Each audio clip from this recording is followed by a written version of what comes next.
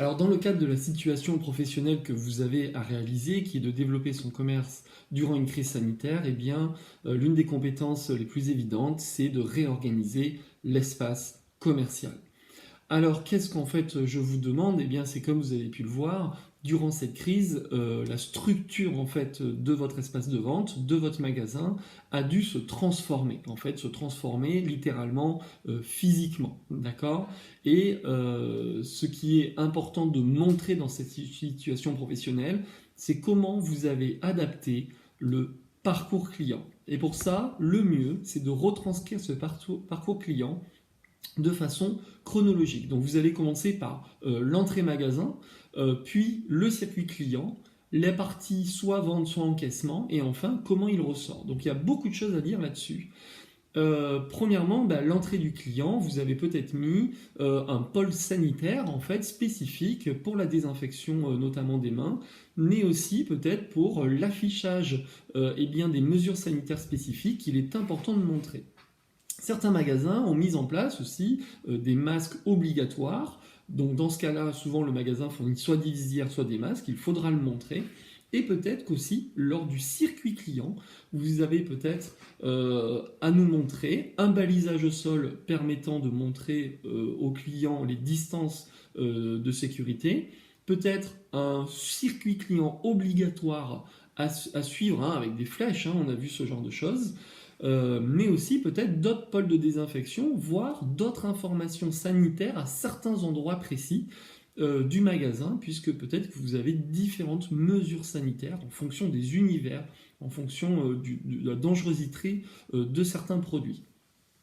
Enfin, pour soit la phase de vente, donc quand vous êtes en face à face, il y a peut-être eu aussi une adaptation physique du magasin pour bien distancer avec le client, mais aussi le pôle encaissement, comme on a vu. Donc là, il y a plein de choses à dire. On a voilà, les plexiglas de sécurité pour séparer les flux clients, les hygiaphones un peu massifs, d'accord, permettant de séparer l'employé du consommateur.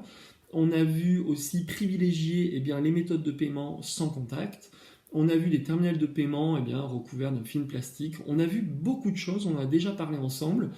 Qu'est-ce qu'on a vu? Certains magasins qui retirent les poignées, d'accord, pour faciliter la désinfection et éviter la contamination. On a vu des magasins qui laissaient les portes ouvertes, d'accord, pour éviter de toucher les portes. On a vu des circuits d'attente caisse différents se mettre en place. Et en fait, voilà, il y a plein de choses à dire. Ce que je vous conseille, c'est tout simplement un reportage photo qui simule en fait le parcours du client. D'accord? Ça, c'est vraiment le conseil.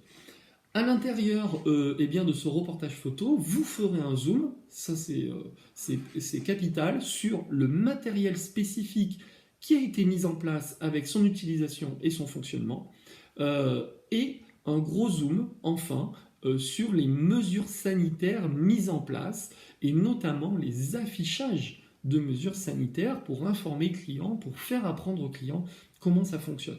Donc je résume cette petite vidéo qui a beaucoup de bon sens. C'est en quoi la crise actuelle vous a demandé, vous, employés, de réorganiser l'espace de vente du magasin. Première étape, c'est donc de bien montrer, je pense par un reportage photo, le circuit du client, de son entrée, sa déambulation dans l'univers, la partie zone de vente ou d'encaissement, et enfin comment il ressort du magasin. Deuxième étape, faire un zoom sur le matériel spécifique utilisé, et troisième étape, enfin, bien expliquer les mesures sanitaires qui ont été mises en place et comment vous en avez informé votre client.